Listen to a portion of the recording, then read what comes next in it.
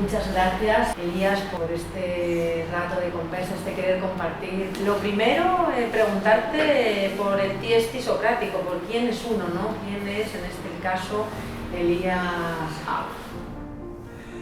Bueno, en esencia soy un ser humano, ¿no? Militante de la causa revolucionaria de la humanidad. Soy un militante de izquierda desde los 13 años. Comencé mi militancia en el liceo, en la educación secundaria, ¿no? En los años 80, años 84, 85, 86, ¿no? Que fue un momento donde la democracia venezolana, la democracia representativa venezolana comenzó a resquebrajarse, ¿no? Tanto económicamente como en una creciente deriva autoritaria, ¿no? Y bueno, efectivamente a los pocos años ese quiebre económico del modelo populista y el desarrollo de políticas cada día más autoritarias, más represivas por parte del pacto de Punto Fijo, el bipartidismo que gobernaba, produjeron el estallido social de 1989. Y de alguna manera, bueno, yo pertenezco o emergemos como insurgimos como generación revolucionaria a partir del Caracazo, de la revuelta popular contra la implementación del modelo neoliberal en Venezuela. Luego, los avatares de la vida, de la historia, nos llevan a coincidir con las rebeliones militares populares del 4 de febrero de 1992 y el 27 de noviembre de 1992. Luego de la salida del comandante Chávez de la cárcel en el año 1994 por un indulto del nuevo gobierno de Rafael Caldera, comienzo a trabajar con él en el año 1996, directamente con él, un grupo de compañeros y mi persona, y bueno, ahí inicia una historia ligada al proceso bolivariano que liderizó el comandante Hugo Chávez, que me llevó a desempeñar altas responsabilidades junto al comandante Chávez. Quizás la más importante para mí fue haber sido constituyente del año 1999, ¿no? Corredactor de la Constitución del 99, y que fue, bueno, la carta de nacimiento del proceso bolivariano ya en el gobierno. Y la más alta responsabilidad de Estado que desempeñé junto al comandante Chávez fue vicepresidente ejecutivo de la República, ¿no? Entre el año 2010 y el año 2012. Bueno, en lo académico soy sociólogo con maestría en ciencia política, especialidad en política y gobierno, fui profesor universitario, he publicado varios artículos en revistas arbitradas, tengo 2 libros, una compilación de artículos que semanalmente publico en mis redes sociales y un libro, un ensayo que hice sobre el proceso bolivariano, los 20 años del proceso bolivariano, distinguiendo en su primera etapa el proceso durante el comandante Hugo Chávez y después de la muerte del comandante Hugo Chávez y la presidencia del presidente Nicolás Maduro. Bueno, vamos a hablar en esta entrevista de varias cosas, pero iniciemos por esto que nos estás contando y que lógicamente es muy atractivo, que es esa cercanía al comandante Chávez, ¿no? Y nos gustaría preguntarte algo que no debe ser fácil de responder y incluso nosotros de entender, ¿no? Por eso quizás la pregunta, ¿quién es Chávez? ¿Y qué es el chavismo, ¿no? ¿Qué podemos entender por eso que se llama mundialmente el chavismo? Bueno, Hugo Chávez es un militante de izquierda, ¿no? Reconocido por él mismo desde su temprana edad, ¿no? Y especialmente por la militancia de su hermano Adán Chávez, ¿no? Que militaba en un partido revolucionario, el Partido de la Revolución Venezolana.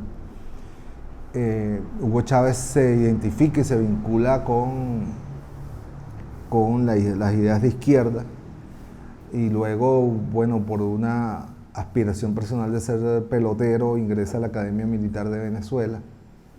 Luego se identifica plenamente con su identidad militar.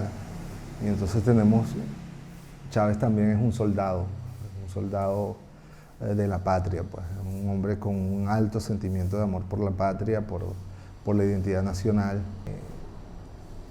Yo sé que en Europa el término nacionalista tiene una connotación distinta a lo que para nosotros tiene, ¿no? Nacionalismo para nosotros es identidad, respeto a la diversidad cultural a la que pertenecemos, ¿no? Identidad con una historia de construcción del republicanismo en nuestro continente. O sea, es muy distinto a la sección nacionalista que puede tener en Europa, ¿no? Siempre aclaro esto porque decir que Chávez es un nacionalista en Europa puede significar un susto, ¿no? Pero no es esa la significación que tiene para nosotros, ¿no? Entonces, Hugo Chávez es un ser profundamente humano, un hombre sobre todo con una preocupación, con una angustia vital por los pobres de esta tierra, ¿no? ¿Sabes? Era un ser profundamente cristiano, ¿no? En el sentido de una decidida opción por los pobres, por los humildes. O sea, Chávez no tenía ninguna vacilación entre saber por quién decidir a la hora de tomar una decisión como jefe de Estado, como líder político, y siempre iba a ser a favor de los campesinos, de los indígenas, de los trabajadores, de las mujeres, de los jóvenes, de los barrios, etc., ¿no? Y un soñador, o sea, era un profundo soñador de una sociedad auténticamente humana, de un mundo distinto, ¿no? Y un valiente, ¿no? ¿Quién puede negarlo? Un valiente, haber enfrentado todos los poderes fácticos dentro de Venezuela y después mucho más allá directamente al imperialismo, pues, ¿no? Ser considerado enemigo casi que personal del presidente George Bush, porque muchos testimonian, otros presidentes latinoamericanos nos han testimoniado el profundo odio que manifestaba George Bush en reuniones con ellos por Hugo Chávez.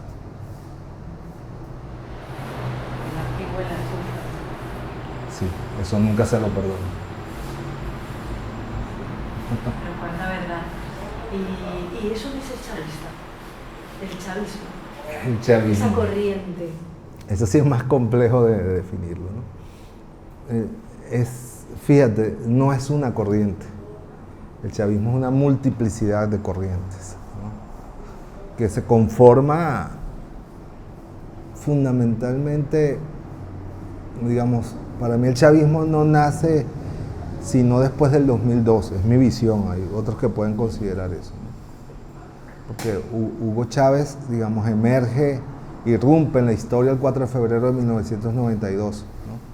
Luego dura 2 años en prisión, sale de la cárcel, comienza a recorrer el país.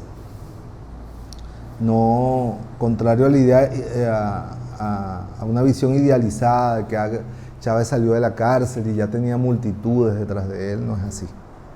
Tenía así un reconocimiento de buena parte del país más pobre, agobiado por la crisis causada por el neoliberalismo, por la opresión del sistema bipartidista, ¿no? Pero a Hugo Chávez le toca construir entre 1994 y 1998 un gran movimiento popular, ¿no? Hugo Chávez, quienes los acompañamos en esos primeros años, sabíamos que llegábamos a una plaza y habían 20 personas, 50 personas, ¿no? Y en la medida en que Hugo Chávez fue conectando a distintos grupos de vanguardia que existían, movimientos campesinos, movimientos sociales, movimientos religiosos, los mineros, los trabajadores de las industrias básicas del país, ¿no? Fue construyendo una base popular que luego, con un programa que se llamó la Agenda Alternativa Bolivariana, ¿no? lo coloca en el centro del escenario político ya para el año 97, 98, ¿no? Y logra, bueno, acumular la fuerza suficiente aprovechándose de un quiebre o de contradicciones en el seno de las clases dominantes. O sea, una parte de las clases dominantes de Venezuela apoya a Hugo Chávez en el 98, ¿no? Y eso le permite una apertura a los medios de comunicación, a algunos espacios que pues nunca había tenido oportunidad un liderazgo popular, pues, ¿no? Y logra ganar las elecciones, ¿no? Y comienza, bueno, el primer proceso, cumple su palabra de convocar una asamblea constituyente. Eso le da una gran fuerza popular, se abre un debate inédito en el país sobre todos los temas que la sociedad venezolana venía acumulando como demanda a lo largo de las últimas décadas, y ese cumplimiento de la palabra de una constituyente abierta, plural y que expresara el sentimiento popular, confirma lo que es el gran valor de Chávez desde el 4 de febrero, que es asumir su responsabilidad frente a los hechos. Por primera vez un presidente apenas asume el poder cumple su principal promesa. Hugo Chávez no prometió muchas cosas en su campaña electoral del 98. No prometió nada de lo que hizo, o sea, de lo que hizo para bien, ¿no? Contrario a todos los demás, ¿no? Hugo Chávez, el tema central de la campaña fue: voy a convocar una constituyente para refundar el Estado. Y lo hizo. En el primer año de su gobierno lo hizo. Y ya eso le da una fuerte popularidad. La Constitución, él asume y va al segundo paso, que es convertirla en ley, o sea, en leyes específicas. Y ahí ya los poderes fácticos se dan cuenta que no están ante un presidente que puedan cooptar, manipular, y que no es un chiste el asunto, que viene un proceso de transformación y deciden activar todos los mecanismos de resistencia del poder, pues, ¿no? O sea, las cúpulas militares, las cúpulas eclesiásticas, las cúpulas económicas, se produce un quiebre de los factores dominantes y reformistas que lo habían acompañado, porque se dan cuenta que no pueden controlarlo, y se producen los hechos del 11 de abril del año 2002, pues, y el rescate popular a Chávez, el rescate popular militar a Chávez, ya yo creo que esa es la partida de nacimiento, el 13 de abril es la partida de nacimiento del chavismo, ¿no? Entonces, ¿qué es el chavismo? Es una confluencia de corrientes populares, de izquierda, militares, patrióticas, que confluyen en torno a un liderazgo y a un programa básico, ¿no? Que tiene que ver con la independencia política, pero ligada, la independencia entendida como ejercicio de la soberanía económica y especialmente de la soberanía petrolera, ¿no? El ejercicio de la superación de la democracia representativa de partidos por una democracia, digamos, protagónica, participativa, donde la expresión de la gente va mucho más allá de los partidos. Es un programa antineoliberal que reivindica el papel regulador del Estado en la economía. Un programa de ética, y no solo la ética referido a lo administrativo, al buen manejo y a la no corrupción y mal uso de los recursos del Estado, sino a la ética política, la ética de la verdad, ¿no? Que Chávez fue un ferviente militante de la ética de la verdad, de siempre hablarle con la verdad al pueblo, de no engañar al pueblo, de no mentir, ¿no? Y el quinto elemento es el tema de la visión de un mundo pluripolar, de una América Latina unida para insertarse en un mundo pluripolar, porque siempre la revolución bolivariana tuvo desde sus inicios una visión internacionalista, o sea, de que era imposible hacer estas transformaciones si no estaban ligadas a un conjunto. Entonces, yo creo que esas son las 5 bases programáticas del chavismo, y el chavismo es una confluencia de corrientes de diversa índole, pues, que ven desde la izquierda, desde la derecha, y que bueno, en el proceso se fue decantando hacia un movimiento más popular y hacia un carácter socialista que Chávez le imprime a la revolución, lo cual generó varios desprendimientos hacia la derecha a lo largo de todo el proceso. Imagino que entonces podemos hablar o preguntar, ¿no? ¿Cuánto de pueblo hay en Chávez en ese sentido, o cuánto le debe Chávez al proceso también, ¿no? O sea, en la construcción de ese liderazgo también que le caracteriza. Claro, los líderes, y como él mismo lo asumía, no son un producto prefabricado, ¿no? Los liderazgos del tipo de Chávez. Chávez es lo que es porque hay un pueblo que tenía la voluntad de cambiar. Él en el libro, Ignacio Ramonel, resume en Mi primera vida. Él le pregunta, ¿usted es un mito? Entonces él le dice, bueno, y responde a eso. Quienes dicen que yo soy un mito, lo que intentan es desconocer a un pueblo, ¿no? Porque si todo lo que ha pasado es solamente la voluntad de un hombre, entonces el pueblo no existe, pues, no existió. Y él dice, yo puedo ser un mito en tanto que encarno, más que un mito, él dice, yo encarno las aspiraciones y los anhelos de una generación de venezolanos, la de los 90, que quería vivir en un país con mayor igualdad, con menor corrupción, con rescate de la identidad nacional, etc. Yo soy eso, yo soy la personificación de una esperanza, de un anhelo de una buena parte de la sociedad venezolana de la década de los 90. Y ciertamente eso fue, ¿no? Digamos, la construcción del liderazgo de Chávez después de su salida de la cárcel fue, bueno, como te digo, primero pequeños núcleos que fueron creciendo, y luego ya para el año 97-98 era como la consigna que tomamos en aquel momento, la esperanza está en la calle, ¿no? Y era que cualquiera abría su casa para convertirla en una sede del movimiento Quinta República, que fue el movimiento que se creó en ese momento para participar en las elecciones, que cualquiera se colocaba una bobina roja, que era el símbolo del batallón militar al que Chávez pertenecía, y era una identidad, pues, ¿no? Todo eso que él dijo, ya yo no soy yo, al final de su vida, en el 2002, Chávez es todo un pueblo. Yo creo que no solo fue desde el 96, 97, que Chávez se hizo un pueblo, pues, y un pueblo que personalizó y utilizó buenamente como instrumento de cambio a Hugo Chávez. ¿Qué es Hugo Chávez? Bueno, consecuencia con lo que se dice y lo que se hace, ¿no? Siempre. Un político responsable de sus decisiones, buenas o malas, etc., ¿no? Un hombre con una ética de vida, digamos,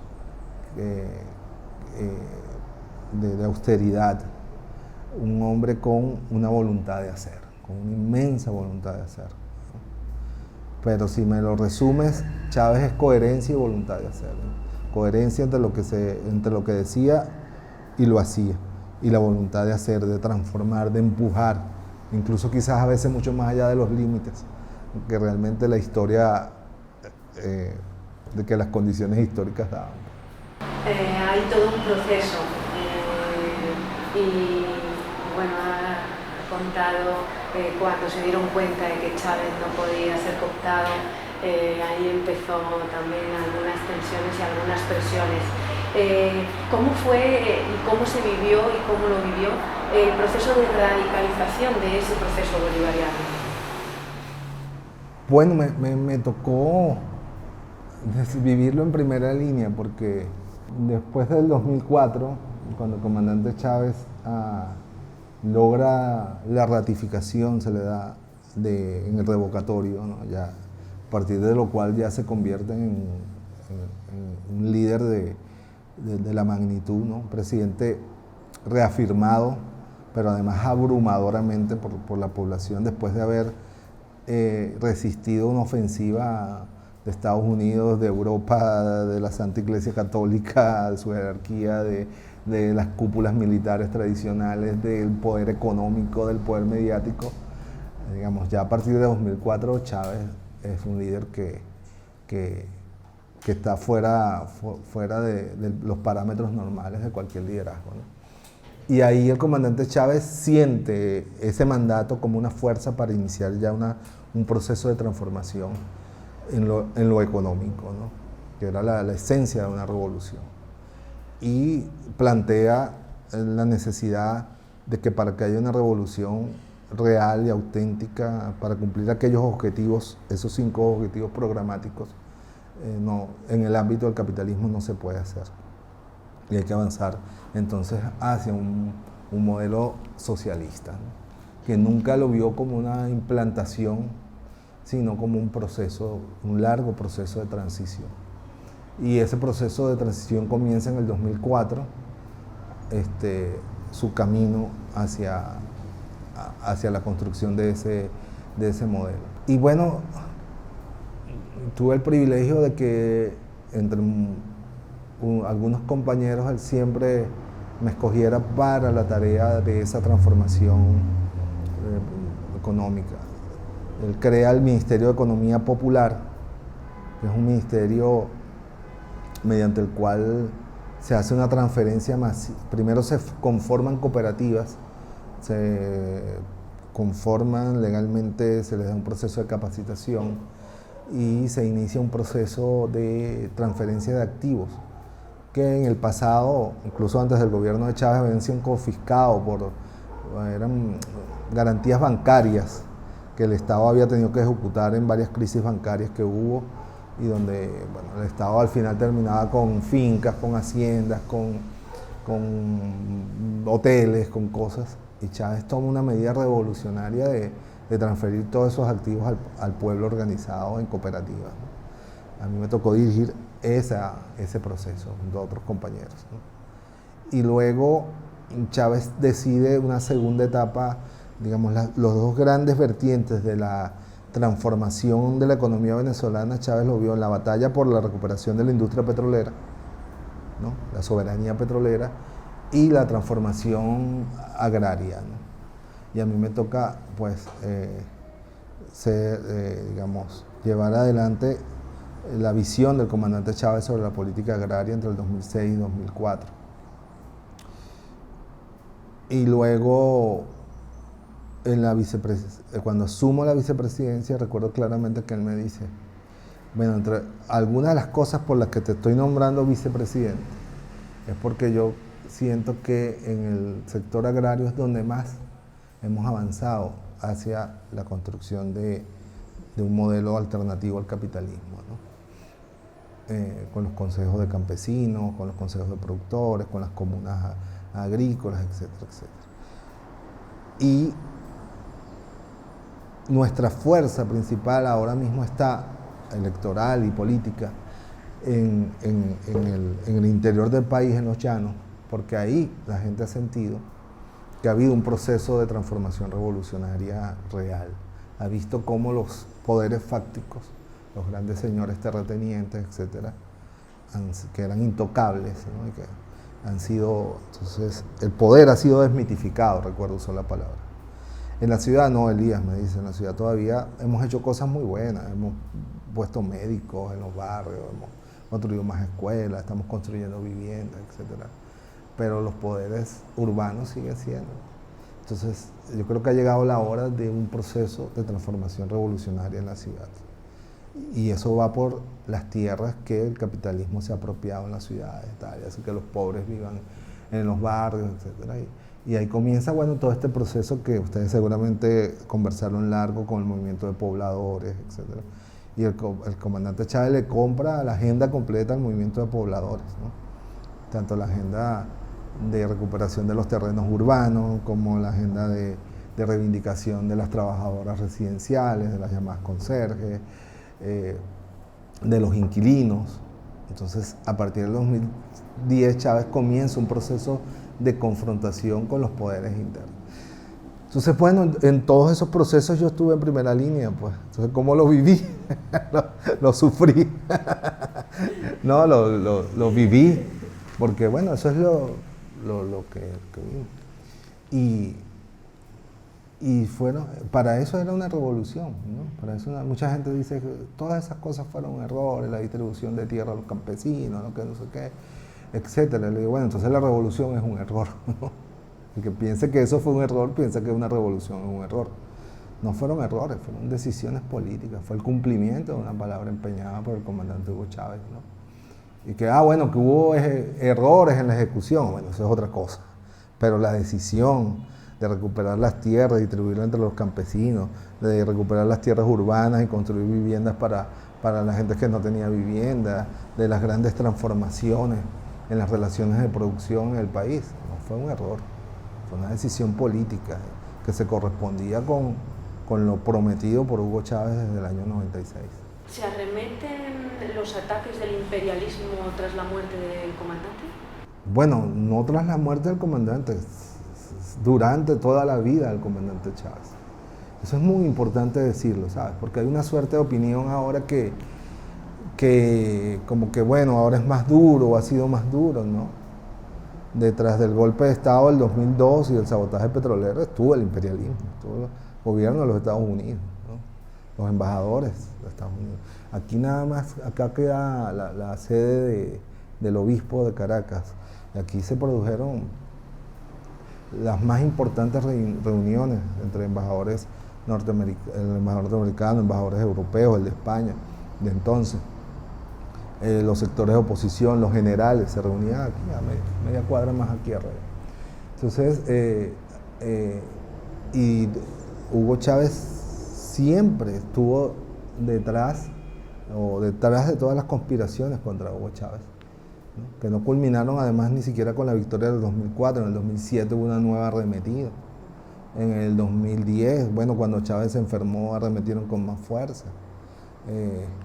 Nosotros, en este periodo, todo el sistema de sanciones y bloqueo ha llevado a la producción petrolera hasta 300.000 barriles diarios. A Hugo Chávez se la llevaron a cero. Muchas veces, durante noviembre, diciembre del 2001 del 2002 y enero del 2003, Venezuela no produjo un barril de petróleo por el paro petrolero de los gerentes. Entonces, de manera que simplemente que la muerte del comandante Hugo Chávez, que el imperialismo ya había aceptado a Chávez como una realidad con la cual tenía que negociar, siente que su partida y que la revolución bolivariana solo dependía de Hugo Chávez, ¿no? Y siente que es la gran oportunidad de lanzar una ofensiva que rápidamente iba a acabar con el experimento venezolano de una revolución. Y bueno,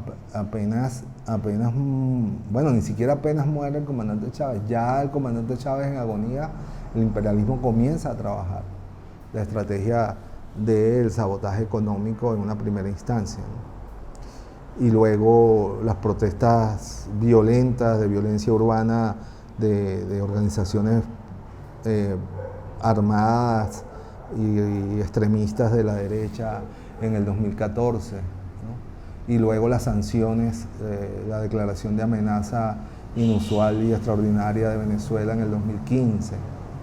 Y después, bueno, ya la ruptura total de cualquier relación civilizada a partir del reconocimiento de un presidente absolutamente írrito y legítimo como Guaidó, las amenazas de intervención militar, ¿no?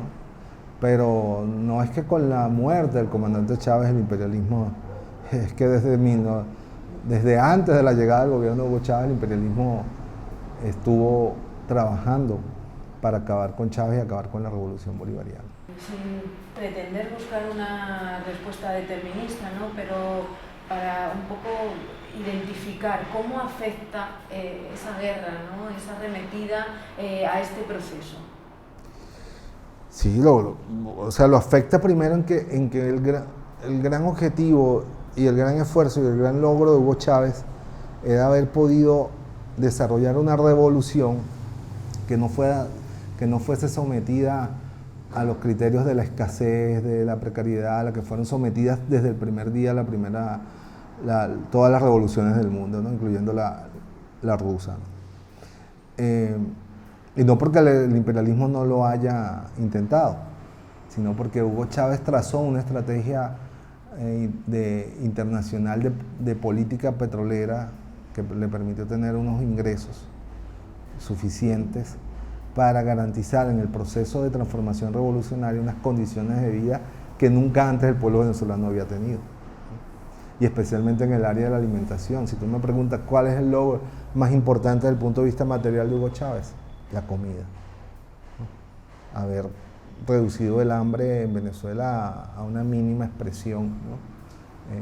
Que ha sido el gran flagelo de nuestro país y de los países de América Latina y de África, mucho más allá, el hambre, ¿no? Hugo Chávez logra solucionar esencialmente el problema del hambre en Venezuela, ¿no? Y eso es la base material del liderazgo de Hugo Chávez, ¿no? Entonces, ¿cómo afecta tras la muerte del comandante Chávez? Bueno, el imperialismo venía preparándose y eso iba a ocurrir con Chávez o con Nicolás para golpear la fuente de ingreso venezolana que era el petróleo. Por eso todo el desarrollo del gas de esquisto, ¿no? Como una medida destinada a quebrar los precios petroleros. El proceso progresivo de corte del financiamiento a Venezuela. El bloqueo financiero a Venezuela no es nuevo. Venezuela no recibe financiamiento internacional desde hace más de casi 20 años de la llegada del gobierno del comandante Hugo Chávez. Lo recibió de China, ¿no? Pero del Fondo Monetario, ni del Banco Mundial, ni de ningún otro banco de Europa, etc. Entonces, Chávez sustentó su esfuerzo en el ingreso petrolero, en tener un liderazgo en la OPEP para mantener un precio petrolero justo y en sus alianzas internacionales, especialmente con China, que fue una fuente de financiamiento, ¿no? Entonces, ¿cómo afecta esta nueva etapa ya con el presidente Nicolás Maduro en el gobierno? Bueno, el deterioro del gran logro de la revolución bolivariana, que eran las condiciones materiales de existencia, ¿no? Entonces, bueno, nuevamente el flagelo del hambre se ha vuelto a instalar en Venezuela, ¿no? Si bien el gobierno hace esfuerzos importantes por mantener la educación pública y la salud pública, esta ya no es de la calidad y de la universalidad, de la garantía de poder acceder a ella que ocurrió en la primera década de este siglo, ¿no? Luego, bueno, la propia dinámica de guerra que especialmente se lleva a partir del año 2019 por parte del gobierno de los Estados Unidos de Trump, instala, como era lógico, una lógica de amigo-enemigo, ¿no? Lo cual hace que la revolución y el partido se cierren, ¿no? Y se produzcan procesos de castración del otro gran logro, ya no material, la otra base más cultural, espiritual y política de Hugo Chávez, que era la amplia participación y la plural participación, ¿no? Que era otro elemento de Chávez de distinguir. Él decía, la construcción de nuestro socialismo tiene que tener dos elementos distintivos de lo que han sido las otras experiencias. No porque las juzgara, siempre lo vio como que las llevaron a eso, ¿no? Que era, bueno, la escasez y las penurias, etcétera. No. Nuestro camino hacia el socialismo tiene que ser de abundancia, de bienestar, de comida, humanamente gratificante. El tránsito hacia el socialismo tiene que ser humano, era el término que él usaba citando a Barsatsky, el autor argentino, ¿no? Y la otra gran diferencia nuestra tiene que ser que es un proceso ampliamente democratizador, ampliamente participativo, ampliamente creativo. Entonces yo creo que la guerra ya sin límites declarada a partir de su muerte ha vulnerado y ha debilitado esas dos grandes fortalezas que Hugo Chávez se empeñó en construir. Uno era una sociedad, un tránsito humanamente gratificante, con comida, con servicios, con recreación, con educación, con salud, con vestido, con vivienda para la gente, y el otro, una amplia participación crítica. Hugo Chávez vivía permanentemente llamando a la crítica, a la autocrítica, a la interpelación del poder. Hugo Chávez tenía un poder que llamaba permanentemente a interpelar al pueblo, ¿no? Un presidente que mandaba a trancar calles si no se cumplían las cosas que él decía, a manifestar, ¿no? Que le daba la palabra al último que estuviera en un acto por allá y ahí se armaba el zaperoco porque era el que iba a decir la verdad, ¿no? Que se abrieran los medios a la crítica. En fin, digamos, sí, ha sido golpeado en sus dos bases centrales, ¿no? Las condiciones materiales de hoy de nuestro pueblo son muy muy duras, muy fuertes, muy precarias, a pesar de los esfuerzos del gobierno por sostener un sistema de protección social. Y por otro lado, bueno, la instalación de una lógica, bueno, de guerra, de la inminencia de una invasión, digamos, cerró los espacios de debate, los espacios de crítica. Entonces, bueno, cualquier crítica es vista como una traición, como que eres parte de una conspiración, como que no comprendes que estamos en guerra, etc. Y yo creo que no. Hugo Chávez nunca castró la participación y la crítica del pueblo en los momentos más difíciles. O sea, nosotros tuvimos, el año 2002 fue un año de guerra, pues, total. Al punto que el presidente de la República fue destituido y fue secuestrado y fue hecho prisionero. Y precisamente esa capacidad del pueblo, esa libertad que tenía el pueblo de movilizarse autónomamente, de responder autónomamente, fue lo que salvó a Chávez y a la revolución. ¿Cómo se ha vivido a la interna del proceso? ¿Ha despertado contradicciones? Sí, el chavismo está hoy atravesado por profundas contradicciones. Digamos, frente a la caotización de la economía que produjo la guerra económica, el bloqueo y bueno, todo el proceso de desestabilización, de congelación de nuestros activos en el exterior, de la imposibilidad, bueno, llevó a un caos de la economía, frente a lo cual entre varias opciones, el gobierno escogió una, que es la aplicación de un programa de ajustes, ¿no? con muchos elementos monetaristas, neoliberales, ¿no?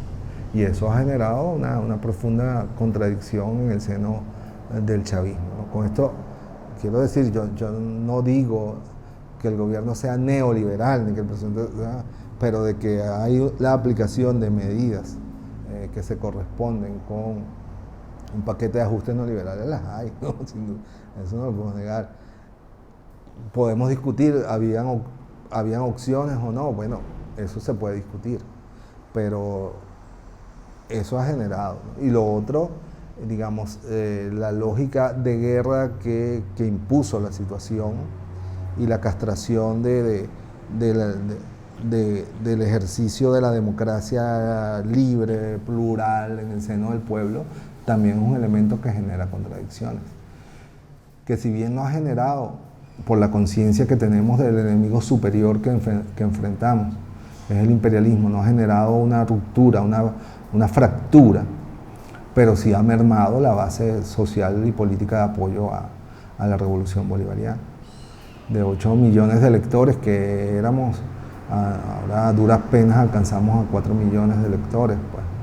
Hemos perdido la mitad de nuestra base electoral y ese es el resultado, bueno, de una precarización de condiciones materiales, producto de todo lo que, de las circunstancias que ha tenido que confrontar el gobierno y de la toma de decisiones de una opción para intentar hacer frente a esa situación de caotización de la economía, que es un programa o políticas neoliberales que pues sabemos cuáles son sus resultados sociales. Y por otro lado, bueno, la deriva yo no diría de autoritarismo, para no coincidir con el discurso, digamos, de propaganda de guerra de la derecha, pero sí de limitación, de limitantes al ejercicio de la democracia participativa, protagónica, la instalación de métodos y estilos políticos que no se correspondían con la cultura de debate, de crítica con la cual se conformó el chavismo, ¿no? Han generado una merma de nuestro electorado. ¿Tiene que ver con algo que se escucha, despolitización? Yo no diría despolitización, digamos, precisamente yo creo que la merma del chavismo es muy política, porque es alguien que te dice, o sea, yo creo en algo que no está ocurriendo, ¿no? Yo hice una apuesta por un proyecto político que no es lo que está ocurriendo. Y entonces precisamente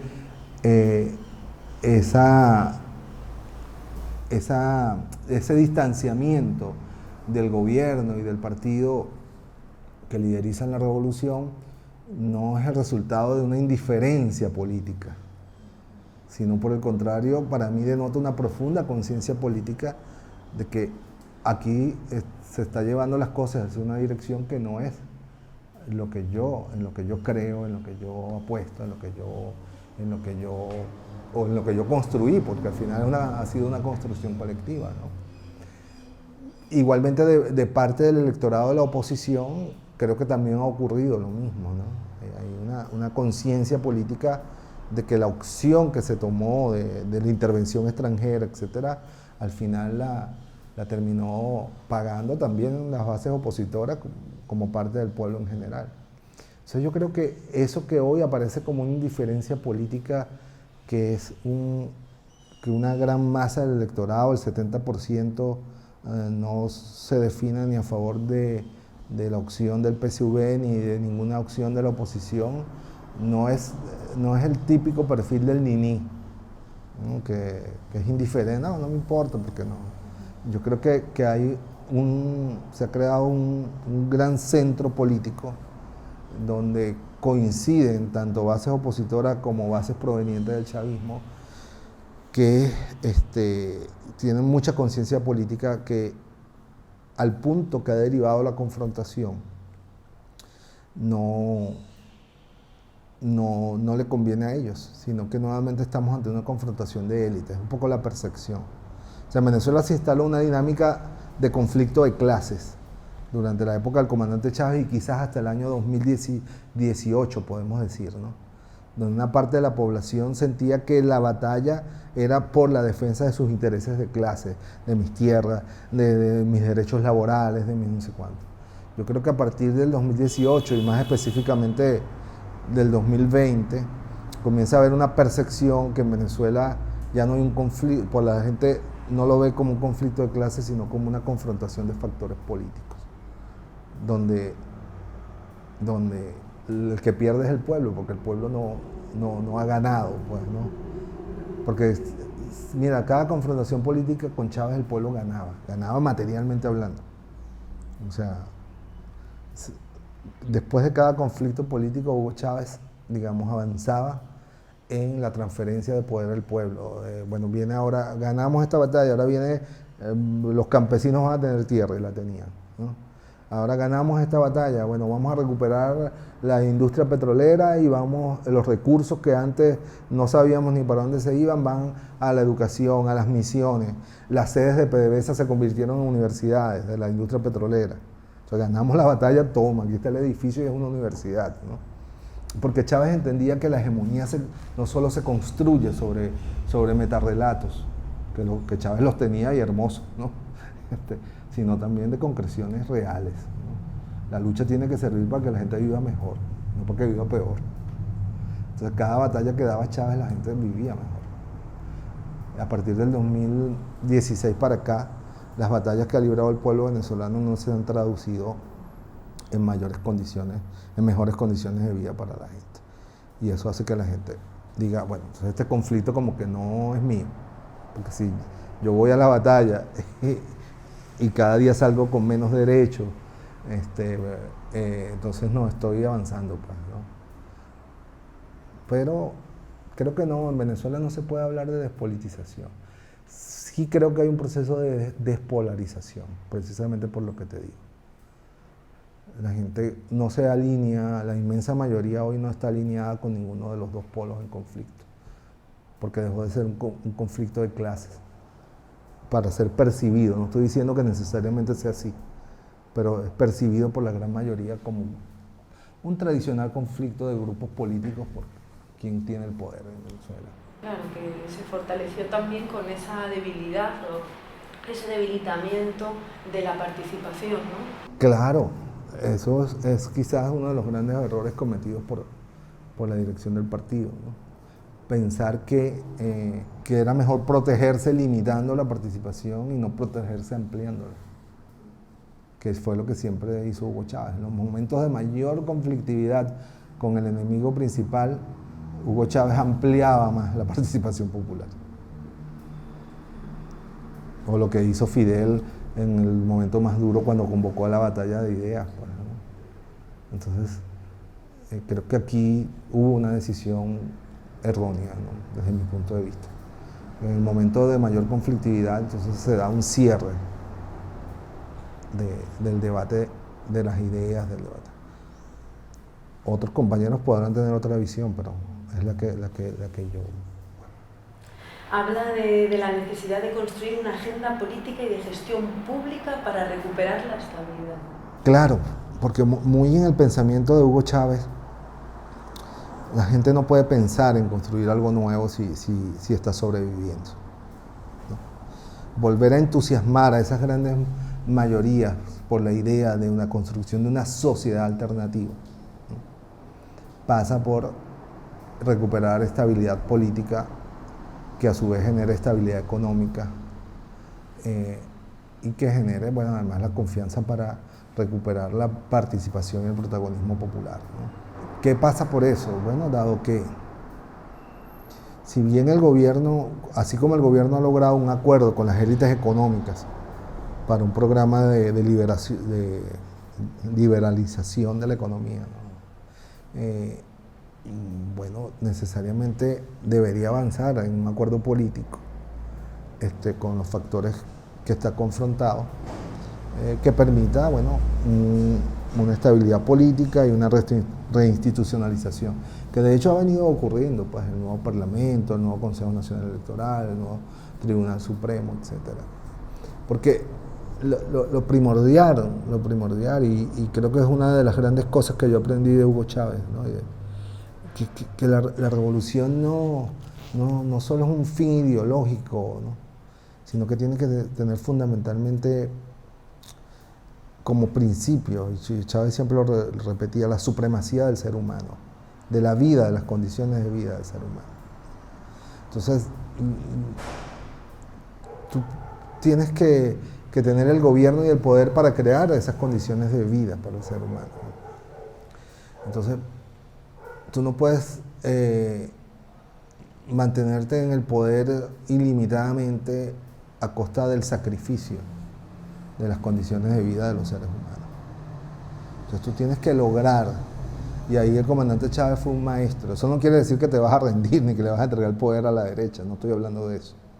Estoy hablando que tienes que tener la suficiente audacia y astucia para lograr encauzar nuevamente el conflicto en el ámbito político. Hubo un compañero, William Lara, uno de los fundadores de este proyecto, que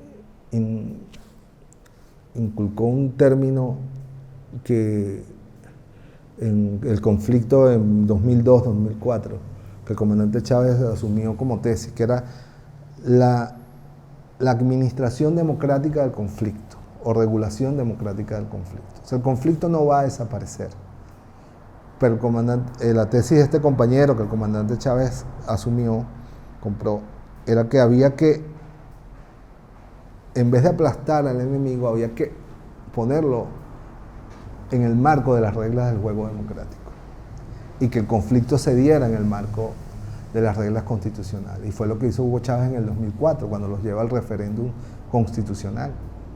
Y después los vuelve a las elecciones del 2006. Después ellos se vuelven a salir del juego electoral y Hugo Chávez los vuelve a rescatar. O sea, Hugo Chávez vivía rescatándolos a la oposición de las salidas insurreccionales. Chávez siempre les abría un puente, los buscaba, es que los jalaba, vénganse para acá, que el juego es aquí y ustedes existen. Hay un discurso que te recomiendo, busquen, que es el discurso del 15 de enero del año 2011, que es cuando se instala el nuevo parlamento, el último parlamento que Hugo Chávez le habló, que la oposición vuelve después de casi 3 procesos electorales sin participar por parte de un boicot, vuelven, participan y logran una buena representación en el Parlamento. Y Hugo Chávez los recibe, va a dar su discurso mensual y les dice qué bueno que estén aquí, ¿no? Nunca debieron haberse ido de aquí, porque ellos no estuvieron en el Parlamento por 5 años, ¿no? Vamos a reconocernos, ¿no? Vamos a reconocernos, somos distintos, pensamos distintos, pero este es nuestro país. Y lanza la tesis, nos quieren llevar a una guerra, digamos. Aquí hay factores internacionales e internos empeñados en que Venezuela vaya a una guerra civil y tal y tal. y nos matemos y tal. Está en ustedes y en nosotros evitar esto y tal. Chávez logró, después del 2002, cuando él retoma el poder, ir siempre logrando que el conflicto, aún de clases, no derivara en un conflicto de grandes proporciones que afectara a la población. Porque para Hugo Chávez siempre fue vital que la gente no sufriera. Quizás una quimera, ¿no? Un conflicto de clase, un conflicto antiimperialista, pero siempre fue su sueño. Yo recuerdo cuando Hugo Chávez en el 97 nos convenció, porque hubo un gran debate en el movimiento bolivariano en ese momento, si seguir construyendo una nueva salida insurreccional o participar en las elecciones. Había gente que no, y de hecho se quedó en el camino, que no quería, decía que no era viable hacer una revolución en el ámbito electoral. Yo recuerdo una frase de Hugo Chávez en una de esas asambleas que dijo: tenemos que evitarle más derramamiento de sangre al pueblo venezolano. Nuestro pueblo ha sufrido mucho. Y si la salida electoral nos abre un camino de evitar más derramamiento de sangre para el pueblo venezolano, vamos a hacerlo. Si no se da, nos vamos a la lucha armada, ¿recuerdan? Pero vamos a intentarlo. Vamos a abrir una ventana táctica, decía él. Esas elecciones son una ventana táctica. Vamos a intentar meternos, no la cierran. Bueno, ya es responsabilidad de ellos. Entonces, para Hugo Chávez siempre fue vital. O el 11 de abril, cuando se planteó el hecho, bueno, vamos a resistir en Palacio, vamos a morirnos todos aquí como la moneda, no sé qué. Y Hugo Chávez dice, no, y encontró una salida. Hugo Chávez siempre encontró una salida para diferir el conflicto, pero sobre todo pensando en minimizar el sufrimiento del pueblo. Qué importante eso, esa visión humanista, ¿no? Sí. Para empatizar con los dolores. Sí. Chávez no ponía la ideología ni los objetivos programáticos de la revolución por encima del ser humano.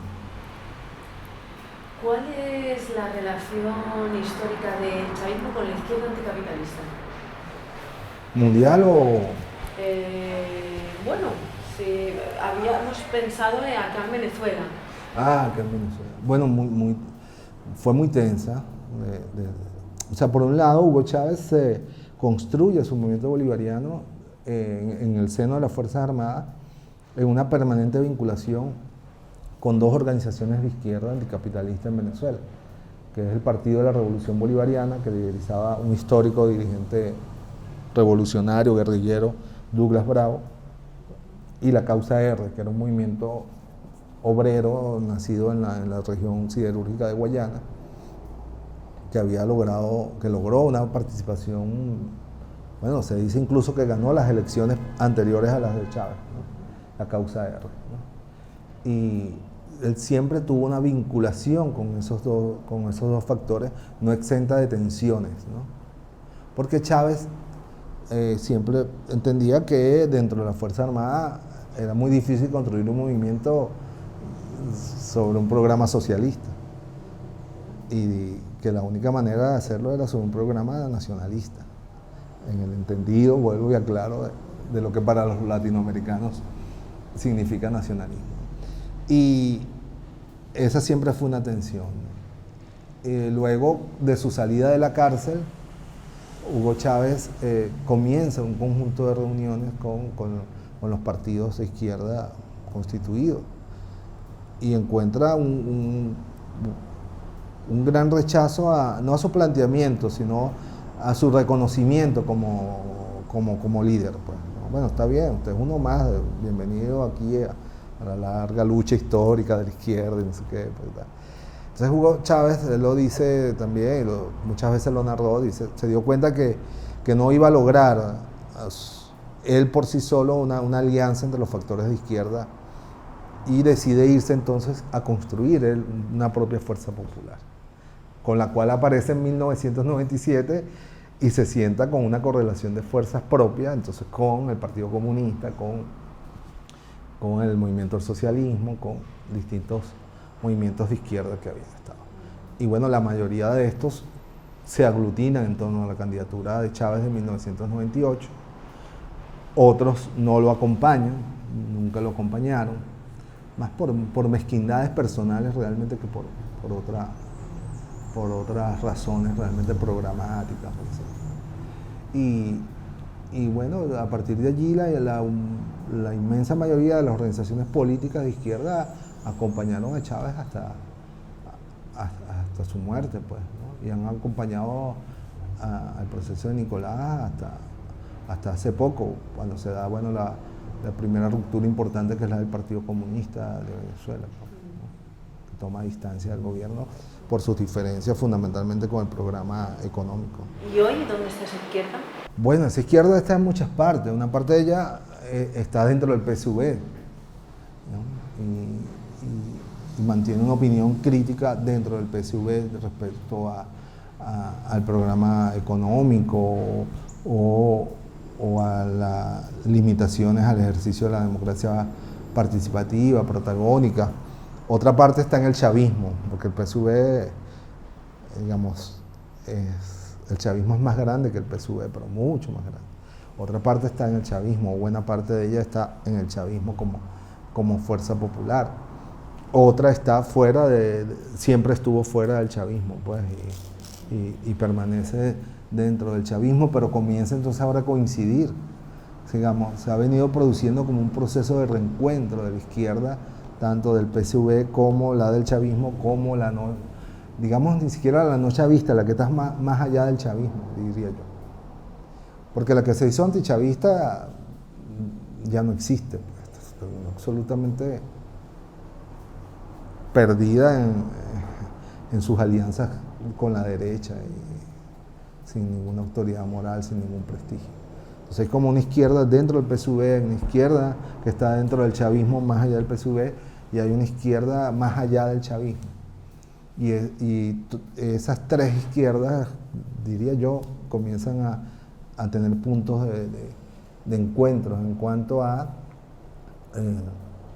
sus diferencias con el programa económico del gobierno, sus diferencias con los métodos políticos del partido, y en la necesidad de construir una agenda desde la izquierda, ¿no?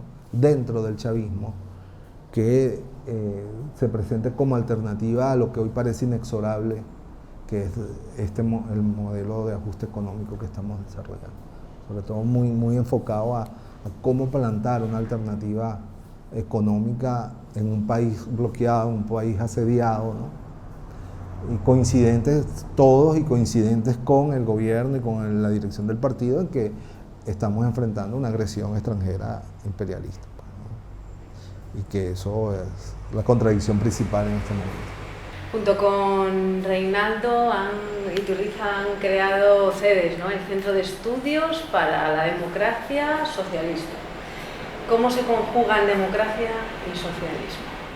Bueno, el nombre exactamente proviene de una tesis que Hugo Chávez siempre manejó, ¿no? Chávez dice que el socialismo democrático para él era, la frase era como una aclaratoria innecesaria, ¿no? De que, bueno, hay un socialismo autoritario y nosotros somos socialistas democráticos o el socialismo democrático. Chávez dice no, es que es al contrario, ¿no? Es al contrario. La democracia es socialista o no lo es. No es que el socialismo es democrático, es que la democracia es socialista, ¿no? Y en esencia es anticapitalista y lo expresa muy claramente en el discurso del golpe de timón. Dice, el capitalismo excluye, el capitalismo es autoritario, el capitalismo limita, ¿no? Y por lo tanto es antidemocrático. Y el socialismo, por el contrario, tiene que ser liberador, tiene que ser inclusivo, tiene que ser amplio, y esa es la esencia de la democracia. O sea, a partir de ahí, bueno, con el compañero Reinaldo Iturriza, con el cual compartimos una larga historia de coincidencias académicas, políticas, ideológicas de más de 30 años, bueno, decidimos fundar el Centro de Estudios para la Democracia Socialista, que pretende recoger el pensamiento de la izquierda venezolana, que es muy rico, ¿no? La izquierda venezolana tiene una corriente o un grupo de pensadores, ¿no? que pensaron el socialismo para Venezuela, para América Latina, recoger toda esa experiencia, ¿no? Del siglo XX, del siglo XXI hasta Chávez como el más reciente pensador del socialismo venezolano, ¿no? Y por otro lado, también un espacio para la construcción precisamente de una agenda de políticas públicas desde la izquierda, ¿no? para la Venezuela de este siglo, de esta tercera década del siglo XXI, pues, en las circunstancias actuales que nos corresponden. Un poco porque sentimos que es necesario trascender el duelo, no solo por Hugo Chávez, nunca lo vamos a trascender como ser humano, como persona, pero de lo que pudo haber sido si Chávez estuviera vivo, ¿no? Entonces, o del programa que Chávez dejó en marcha, ¿no? Entonces, ¿cómo construir en la Venezuela actual, en una Venezuela bloqueada, en una Venezuela asediada, en una Venezuela con una economía donde el Estado perdió su capacidad de incidir en la regulación de la economía? ¿Cómo construir una agenda de políticas públicas desde una perspectiva democrática popular, ¿no? Entonces, esa es como otra línea importante del centro de estudio, ¿no? Y la otra línea tiene que ver, bueno, con formación política, formación integral en la visión de lo que es una economía socialista, de una agenda de políticas sociales socialistas, etc., ¿no? Esas son como las tres grandes líneas del centro de estudio. Además, una cuarta línea es un poco sustentar todos los tres vertientes anteriores en estudios de opinión cualitativa. Pues hemos trabajado y vamos a trabajar con focus groups, con estudios de investigación cualitativa. En eso andamos, ¿no? Como es una idea, es un centro de estudio académico militante, pues, de alguna manera. Bueno, nos vimos en la Unión Comunera. Vamos a hablar un poquito de esa vía comunal al socialismo, ¿no? Que, bueno, Chávez retoma y lo deja ahí en el golpe de timón antes de su partida física. Bueno, mira, ese es un concepto central en Hugo Chávez y quizás hay que sistematizarlo, profundizarlo, ¿no? Quizás es su gran aporte al socialismo en general en el mundo. La tesis fundamental de Hugo Chávez era, y incluso me tocó ser protagonista de un debate de él con la dirección del Partido Comunista de Venezuela, ¿no? Porque Hugo Chávez se sentaba a debatir con los partidos aliados. Y ellos le plantearon dudas sobre el planteamiento de las comunas, porque sentían que en el discurso de Chávez, en el planteamiento, se desdibujaba a la clase trabajadora como sujeto de la revolución, ¿no? Entonces Hugo Chávez a eso le responde que no, que él reivindica que el sujeto de una revolución socialista es la clase trabajadora. Lo que él plantea es que los trabajadores y las trabajadoras no solo trabajan, sino que viven, y viven en un territorio, y que las relaciones de producción no solo se dan al interior de la fábrica o del centro de trabajo, sino que también en el territorio se generan relaciones de producción. Me recuerdo claramente, él plantea, bueno, ¿qué es lo que hace un ama de casa? Trabaja, ¿verdad? ¿Qué es lo que hace el mecánico del barrio? ¿Qué es lo que hace el carpintero, el latonero? O sea, en el barrio, en la comunidad, también hay relaciones de producción y hay relaciones de clase. Pero además es allí donde la gente vive. Y en la idea de que el socialismo para Chávez no era una ideología en el sentido de que, bueno, la clase trabajadora, ¿cómo hago para que la gente viva bien? O sea, el socialismo tiene que servir para que la gente viva bien. Y la gente vive bien, mucho más allá de que haya condiciones buenas de trabajo, en su trabajo, en la fábrica. Digamos, la gente vive bien donde está con su familia, donde se recrea, donde duerme, donde come, donde hace su vida social. Y eso es el territorio. Entonces, por eso Chávez plantea el tema de la comuna, ¿no? Y el otro tema, que sí fue como una conversación de reflexión conmigo, ya me dice, mira Elías, nosotros, ni tú ni yo, ¿no? Vamos a ver el socialismo el socialismo, que tengo que decirlo para Chávez, porque varias veces tuvo que él aclararlo en el seno del partido y en el seno de... Cuando me estoy refiriendo al socialismo, no me estoy refiriendo al socialismo del Partido Socialista Español ni al Partido Socialista Chileno, me estoy refiriendo al socialismo, que tiene como base teórica y científica a Carlos Marx, ¿no? sin ser Chávez un dogmático respecto a eso, ¿no? Entonces, pero sin duda alguna que el socialismo de Chávez tiene unas implicaciones en la transformación de las relaciones de propiedad y de producción. O sea, el socialismo para Chávez no era simplemente dar cosas, que haya médicos, que haya educación pública, que haya... No. Tiene que ver con una transformación de la base que genera la exclusión, y eso es la base material, factores y medios de producción. Para Chávez eso era claro, o sea, no había socialismo si no había una redistribución de los medios y los factores de producción, la tierra, etc. Sin desconocer, por cierto, nunca el tema de la propiedad privada. O sea, Chávez nunca vio el socialismo como una erradicación de la propiedad privada, sino simplemente como una redistribución y un equilibrio de los medios y los factores de producción, que quizás es otro elemento importante que se puede considerar de un aporte de Chávez a socialismo. Entonces, bueno, entonces me decía, el socialismo nosotros no lo vamos a ver en toda Venezuela, ni tú, ni yo, ni... ¿no? Entonces, vamos a crear territorios donde podamos avanzar lo más que podamos en nuestra vida, en mostrar. Me dijo, bueno, si a manera de chiste, te lo pongo así, pues, si alguien quiere decir, ¿qué es lo que quieren hacer estos locos y tal? Nosotros podamos llevarlo, mira, vamos a la comuna tal, y eso es lo que nosotros queremos hacer, ¿no? Entonces era como, usaba ese término también, era como ver el futuro en el presente. La comuna era ver lo que debía ser una sociedad humana en el futuro, en el presente, en pequeños espacios, ¿no? Entonces eso era para Chávez la comuna. O sea, la comuna realmente era el espacio de la construcción de una sociedad nueva. Nunca fue para Chávez la comuna un sistema de control político, ni fue un movimiento social más.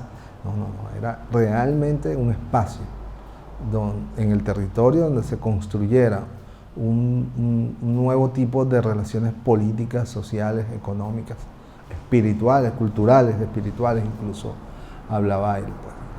Entonces la comuna en Chávez era la gran apuesta de poder demostrar que era posible construir una sociedad distinta al capitalismo en un conjunto de territorios determinados del país.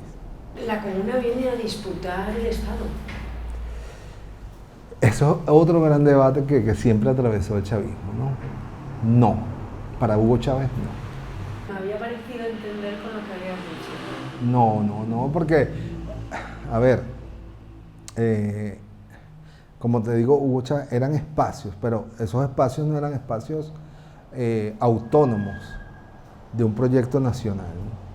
Y te lo digo ¿por qué? Porque Chávez se encargó de debatirlo con nosotros y con algunos compañeros que mal comprendieron la tesis del Estado comunal, ¿no? Él decía, el Estado no puede desaparecer. O sea, primero porque hay una contradicción principal, que es el imperialismo. Y el Estado nacional es la garantía de poder construir el socialismo en Venezuela.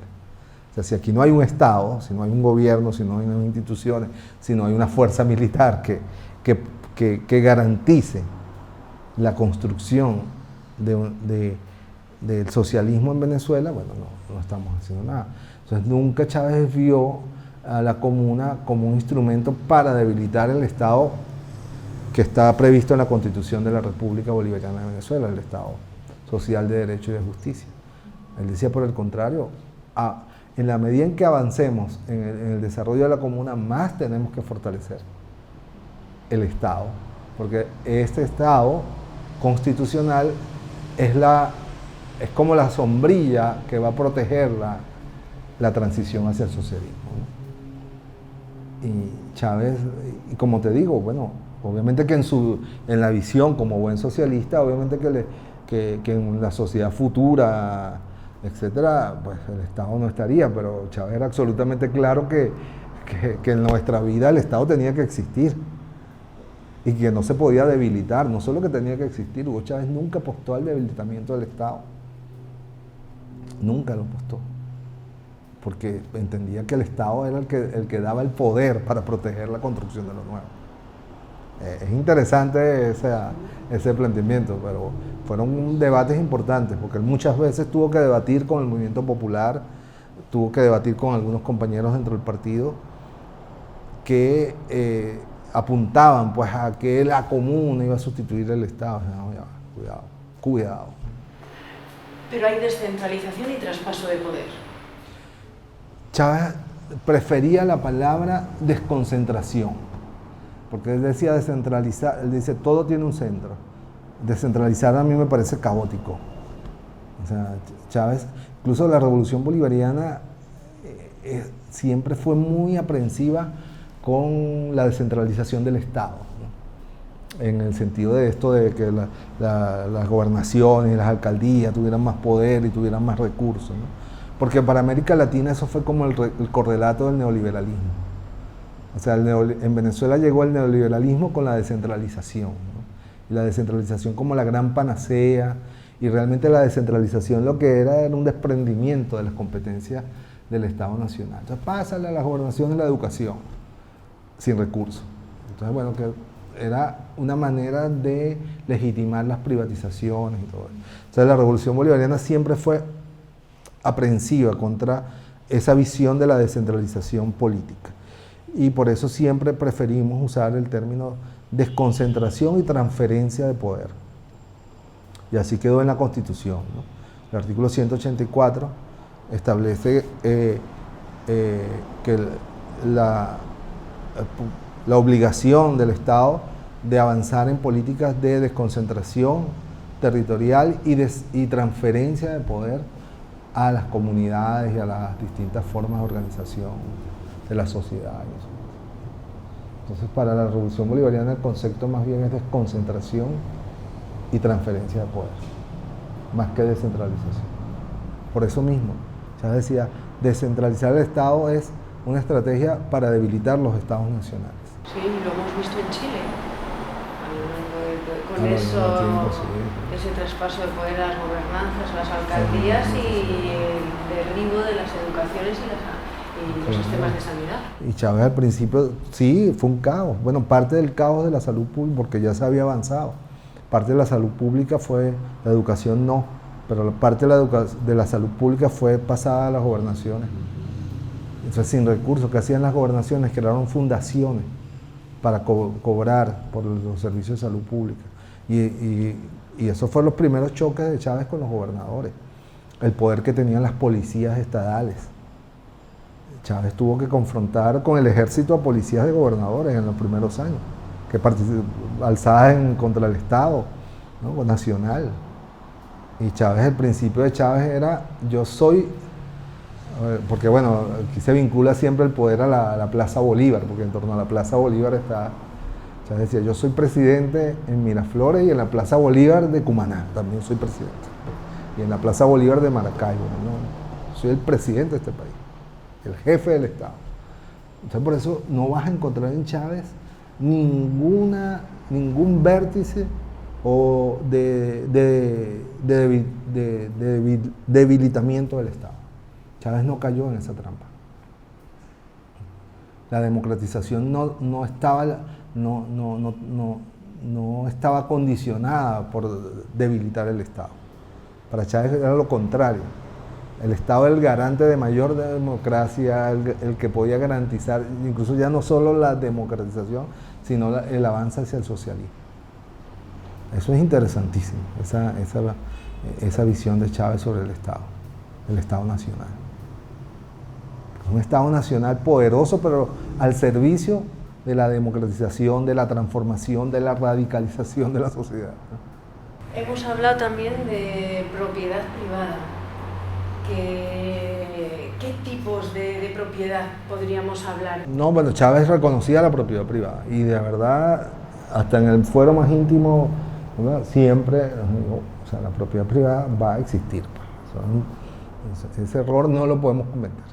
Ahora, una propiedad la propiedad privada, cuando hablamos, estamos hablando sobre medios de producción. Pues Chávez la propiedad privada sobre los carros, las casas de la gente, etc. Eso era fuera de discusión, pues, eso no estaba en discusión.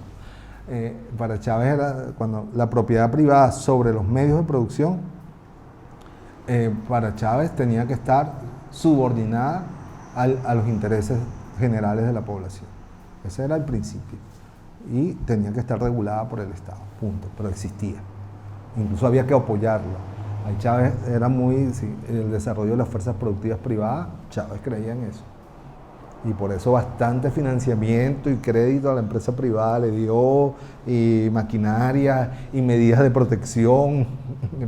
Precisamente desmontando el neoliberalismo, Chávez generó medidas de protección, arancelarias, de intereses, de preferencia de la empresa privada sobre lo extranjero. ¿No? Clásico, o sea, Chávez fue clásico. Pero luego, en el tema, en paralelo, una defensa y una recuperación de la propiedad pública, de la propiedad nacional.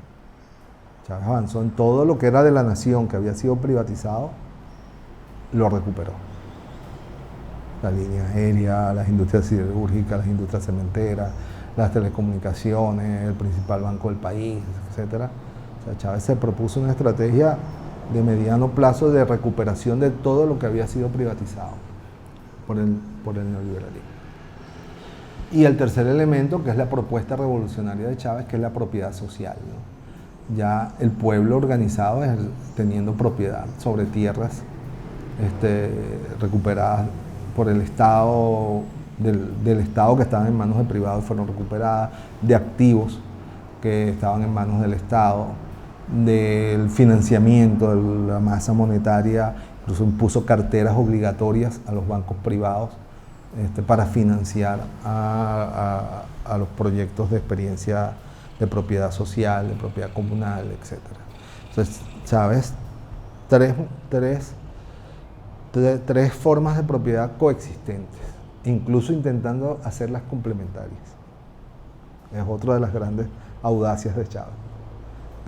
La propiedad privada, la propiedad pública estatal y la propiedad social o comunal. ¿Cómo se han visto esas formas de propiedad también afectadas con la guerra económica y con todos estos años? Mucho. Ha habido una restauración y una recuperación de la hegemonía de la propiedad privada, ¿no? Igual que hoy el Estado perdió su capacidad de regular al capital en Venezuela. Primero porque se quedó sin recursos y segundo porque fue tomando decisiones en el marco de la caotización de la economía de retirarse, pues, de la regulación. Y la propiedad estatal ha sido bastante afectada por la falta de recursos del Estado, porque para Chávez la propiedad estatal nunca tuvo que ver con rendimientos, utilidades de ganancias, sino de prestación de servicios. Chávez apostaba a un modelo él estudió el modelo yugoslavo de las empresas, de los presupuestos planificados, ¿no? Chávez apostaba y avanzaba más hacia, salvo en el caso de PDVSA, de unas empresas del Estado que fueran sostenidas por el Estado y cuyas metas eran de servicios y producción. No de cuánta utilidad aportaban, sino de cuánta masificación de los servicios podían realizar o cuánta producción, las que eran de producción, podían aportar a la sociedad, ¿no? Eso, bueno, las empresas del Estado recibieron un duro golpe al caerse el ingreso nacional petrolero y no poder ser sostenida por el ingreso nacional petrolero. Y la propiedad social, obviamente también, al Estado quedarse sin recursos, era una propiedad incipiente que requería de un financiamiento de largo plazo, sostenido a largo plazo, ¿no? También ha sido afectada, salvo experiencias que habían logrado la autogestión, como el caso de la Comunal Maizal, algunas aquí en Caracas, Alexis Vive, que entiendo que ustedes lo han visitado, creo que todavía, digamos, sostienen el modelo de propiedad social. Muchas otras, no son pocas, ¿no? Digo estas porque son como las más conocidas, pero muchas lograron mantener esquemas de propiedad social, ¿no? Pero la inmensa mayoría tuvo que paralizarla, cerrarla, y en el marco de todo el caos que ha habido, muchas han sido desmanteladas, robadas, etcétera, ¿no? Entonces la propiedad social, la construcción de la propiedad social ha sido la que más ha sufrido, pues.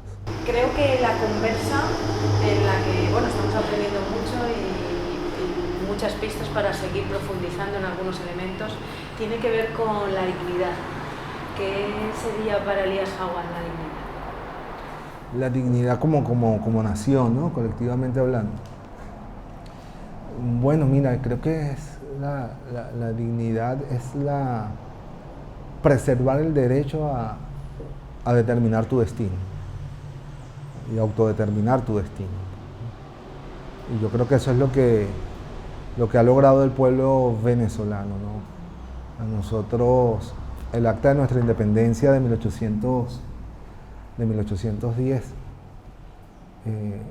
dice al final, el último párrafo, ¿no? Después de todos los argumentos, dice, nos declaramos independientes y como tal Estado independiente reclamamos ante España y ante los países del mundo nuestro derecho a darnos nuestra propia forma de gobierno, ¿no? Y creo que eso es lo que ha defendido el pueblo venezolano, especialmente desde el intento fallido del gobierno de Estados Unidos de imponernos un presidente que no habíamos electo, ¿no? Y todo el concierto mundial, bueno, europeo y de parte de América Latina que se hizo para presionar vía el chantaje material, es decir, no tienes comida, no tienes medicamentos, no tienes nada, para que aceptes a un presidente que vamos a imponer, y el pueblo venezolano no lo aceptó, pues, ¿no? Eso es dignidad, eso es dignidad. Defender hasta la última instancia, como estamos dispuestos a defender nuestro derecho a darnos nuestra propia forma de gobierno. Nuestro gobierno puede ser malo o puede ser bueno, pero somos nosotros los que decidimos cuál es nuestro gobierno. No es Europa ni Estados Unidos el que nos va a decidir quién es nuestro presidente, ¿no? Sobre todo una nación como Venezuela que se lo ganó, digamos, y se lo ha ganado a lo largo de su historia, pues, ¿no?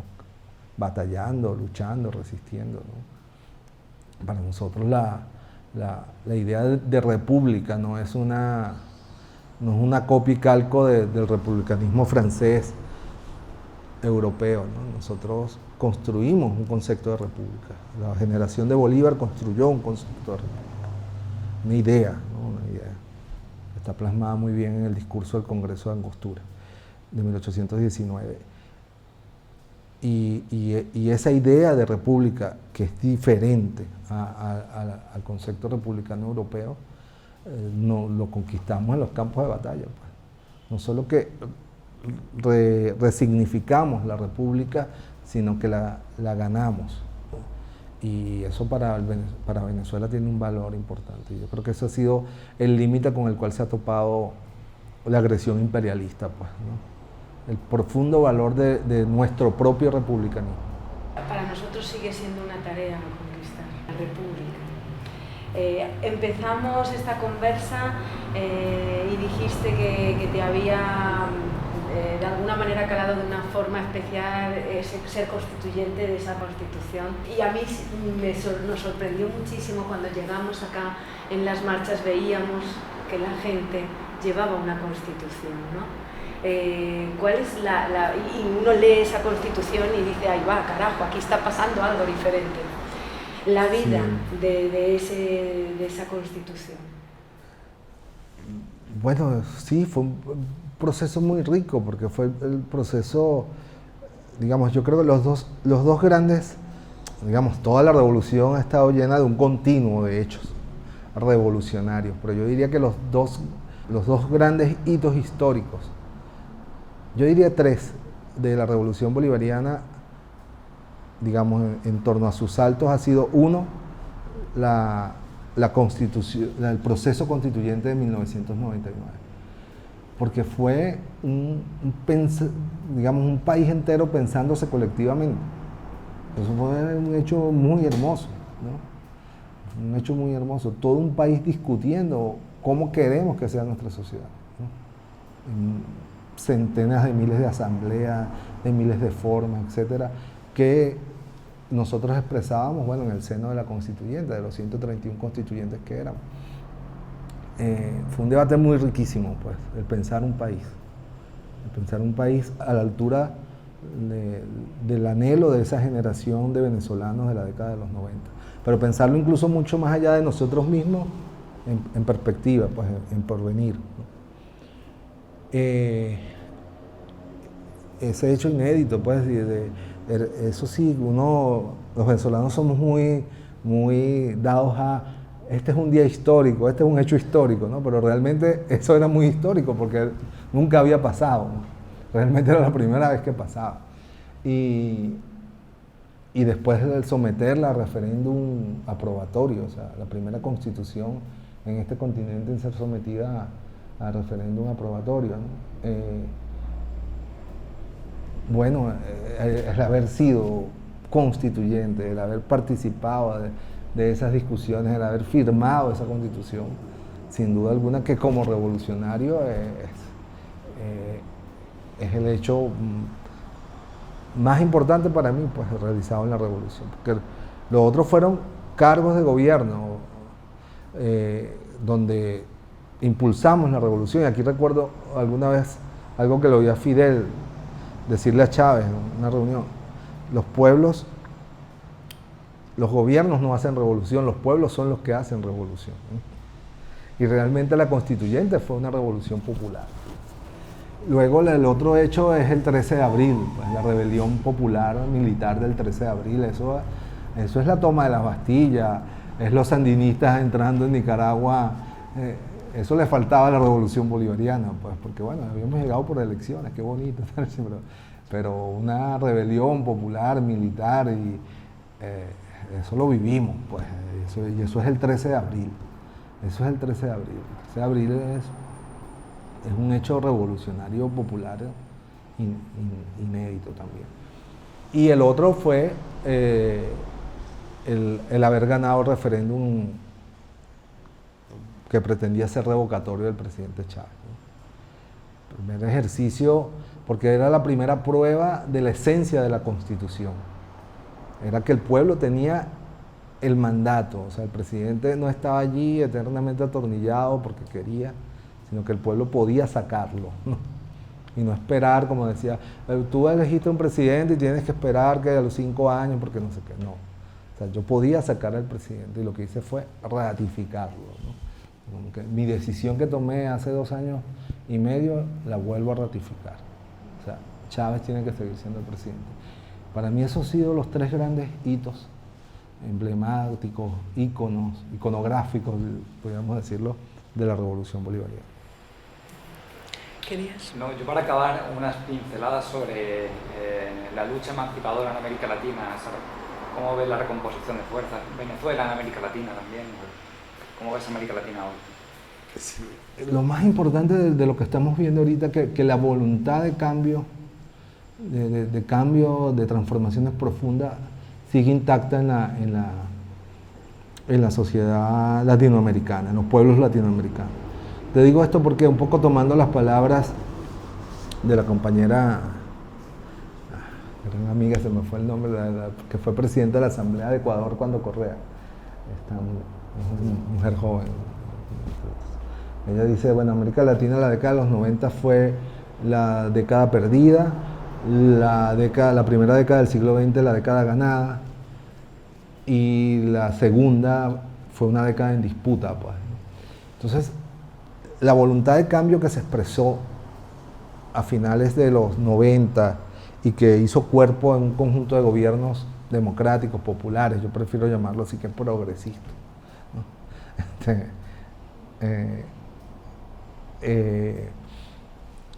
Fue interrumpida, ¿no? Por diversas razones en cada uno de los países.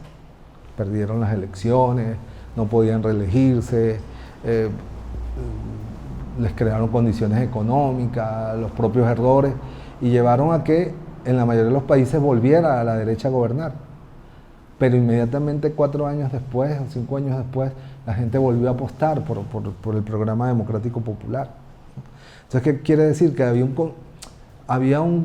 habido, y seguramente lo hay descontentos coyunturales con la manera de gobernar, con los estilos de los gobernantes progresistas, con las desviaciones que muchos gobiernos progresistas han caído, que todos han caído, la corrupción, la cosa. Entonces la gente en algún momento aplicó esa lógica de la democracia burguesa del voto castigo, pero en el fondo no renunció al programa de democracia económica, popular, revolucionaria. Y eso ha vuelto.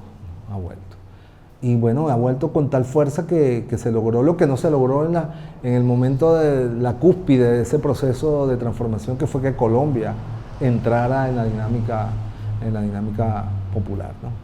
Con Petro y el hecho histórico de haber roto la continuidad de 200 años de gobiernos oligárquicos, y realmente oligárquicos, ¿no? De pura cepa, ¿no? Lo que haga Gustavo Petro en lo adelante, pues será él y sus circunstancias, pues, y la fuerza que le dé el pueblo colombiano para hacer. Pero ya el hecho de haber ganado es un hecho inédito, histórico, ¿no? Entonces,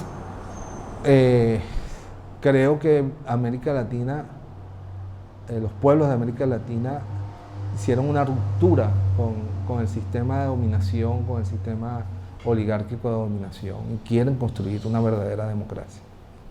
Hay una apuesta profundamente hacia sociedades democráticas en América, y cuando digo democráticas, integralmente, en lo económico, en lo político, en lo social, ¿no?